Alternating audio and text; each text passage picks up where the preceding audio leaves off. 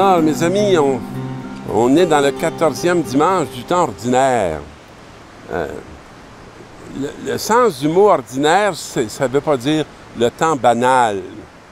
Ça veut dire ce qui va de soi dans la réalité du mystère de la foi. Ce qui est fondamental. Et depuis quelques semaines, on a tous des textes qui touchent à l'Eucharistie. Et il en est demain. Aujourd'hui, on commence avec « Réjouissez-vous avec Jérusalem ». Bon, mais pourquoi avec? Ben, pourquoi qu'elle est heureuse, Jérusalem? Ben, elle est heureuse pour une réalité très fondamentale et très originale. Elle est visitée de Dieu. C'est le lieu des trois religions monothéistes. Ça fait parfois quelques accrochages, mais c'est une symbolique qui nous parle beaucoup du lien de Dieu avec notre terre. Exulté à cause d'elle, on est fiers d'elle. Elle l'a reconnue. Et vous tous qui l'aimez, et soyez pleins d'allégresse, pleins de joie. Alors voilà ce pourquoi on est fait. On n'est pas fait pour être sombre, inquiet, avec le sentiment d'être seul, abandonné. Vous tous qui portiez son deuil, parce que on ne la reconnaissait plus, parce qu'on a voulu se l'approprier. Ainsi, vous serez nourris et rassasiés du lait de ses consolations. Alors, elle nous est donnée pour nous consoler. Et là, on va voir une image très forte qui va arriver. Et vous puiserez avec délice à l'abondance de sa gloire. Ça veut dire à ses victoires, à son ancrage dans la réalité, puis à ses victoires sur toutes les lourdeurs qui viennent nous enfermer dans la tristesse et dans la désespérance. Alors voici ce que dit le Seigneur. Je dirigerai vers elle la paix comme un fleuve. Alors vous comprendrez, c'est l'abondance des eaux. Ça circule. Puis nous, on est bien placés en ce pays pour connaître l'abondance du fleuve, hein, qui marque toute notre histoire, hein, le Saint-Laurent. Et la gloire des nations comme un torrent qui déborde. C'est à peu près ce que je vis depuis des décennies avec toutes ces nations qui sont venues prendre racine sur notre terre et même beaucoup dans nos communautés. Et vous serez comme des nourrissons nourris que l'on porte sur son bras. L'image d'un enfant, hein? Moi, j'adore porter des enfants. J'adore de voir les enfants qui sont portés. Et je trouve extraordinaire, moi, pendant une Eucharistie, comment les enfants me portent pendant ce célèbre. J'adore leurs cris. J'adore tant qu'ils signifient leur présence d'une façon ou d'une autre. Et que l'on caresse sur ses genoux. Alors, c'est une expérience très fondamentale de sécurité qu'on a, pour la majorité d'entre nous, expérimenté à notre naissance et aussi dans les années qui ont suivi par la fidélité, hein, de ceux qui nous ont engendrés. De même qu'une mère console son enfant, moi-même, je vous consolerai. C'est quand même pas rien que Dieu se présente comme une mère, hein, nous autres qui l'enfermons toujours dans le masculin. Mais Dieu, il est ni masculin, ni féminin, il est tout. Alors, on ne peut pas lui retrancher quelque chose. Jérusalem, vous serez consolés. Alors, vous le verrez, votre cœur se réjouira. Alors, on va le voir. Hein. C'est une promesse, pas faite par n'importe qui, par Dieu. Et vos membres, comme l'herbe nouvelle, seront rajeunis. Ah ben, on a hâte à ça, nous, ici au Québec, là, parce qu'on a pris pas mal d'âge. Alors, on se demande si on peut encore rajeunir. Et le Seigneur fera connaître sa puissance à ses serviteurs. Alors, entrons dans cette puissance qui nous est donnée pour renouveler la face de la terre. Dans la deuxième lecture, aux Galates, Paul nous dit que la croix de notre Seigneur Jésus-Christ reste mon seul orgueil.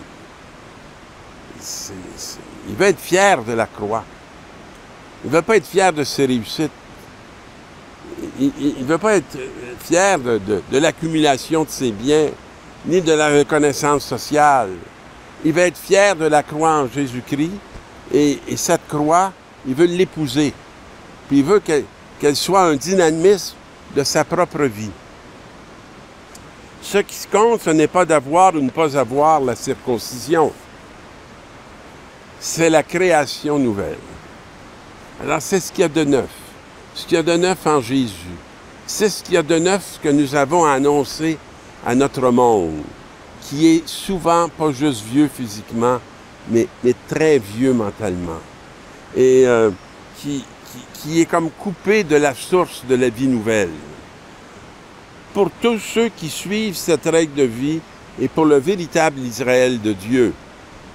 Pas celui qui se pense Israël parce qu'il est marqué dans sa chair. Non, le véritable, pour celui qui est fondé en Jésus, le Christ. Alors, paix et miséricorde.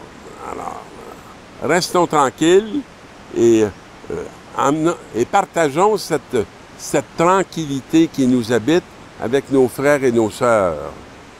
Dès lors que personne ne vienne me tourmenter. Alors, pour lui dire que sa vie n'a pas de sens, parce qu'on sait que la vie de Paul, elle est très, très engagée. Et il dérange abondamment et on essaie de l'arrêter. On essaie de couper tout le souffle qui est en lui. Mais lui, il continue.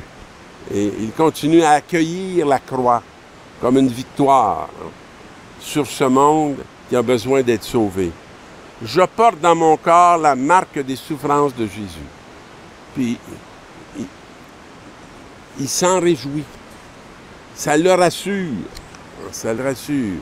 Frères, que la grâce de notre Seigneur Jésus-Christ soit avec votre esprit. Alors, c'est toute une invitation qu'il nous fait. Je ne sais pas où on est rendu, mais on n'est jamais rendu très loin. Il nous reste encore beaucoup de chemin à faire. Puis on a besoin des uns des autres pour avancer sur cette voie.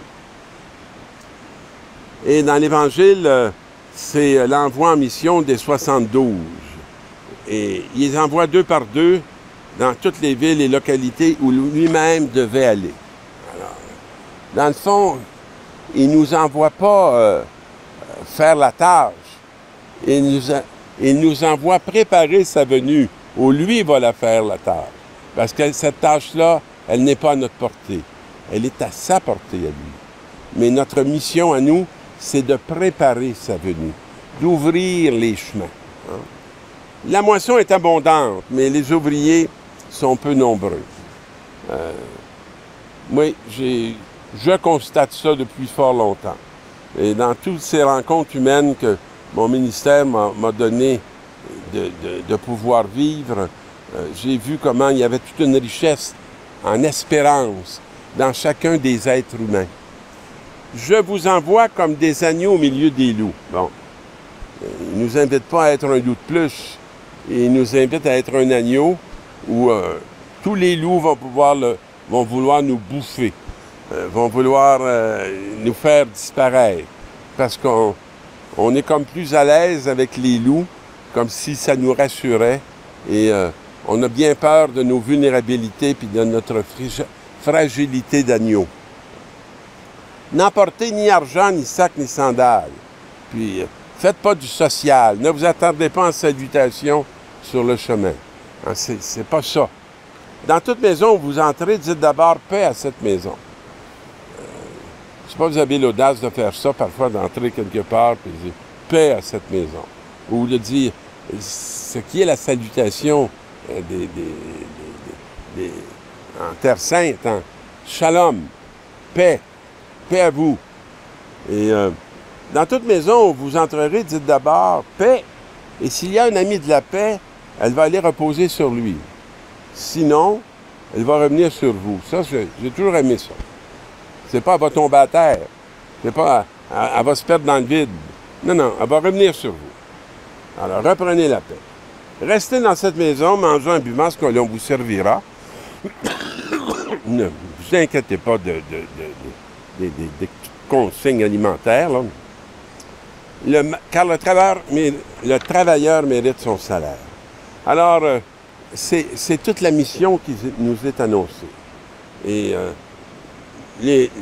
lorsque les 72 vont revenir, ils vont avoir expérimenté quelque chose, ils vont avoir été étonnés de ce que tous les esprits mauvais leur étaient soumis. Mais s'ils leur étaient soumis à eux, ben nous, on a reçu le même Esprit Saint, on a reçu les mêmes consignes. Alors nous aussi, on a ce pouvoir-là. Est-ce qu'on y croit et est-ce qu'on agit dans la ligne de ce pouvoir qui nous est donné?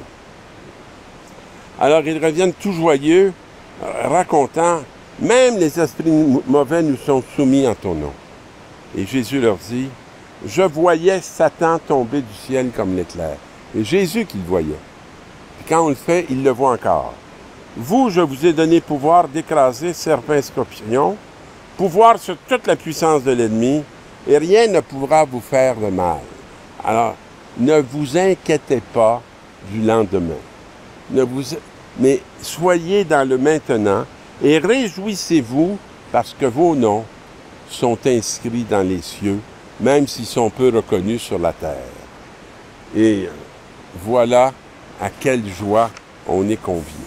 Alors, mes amis, exultons de joie. Bonne semaine.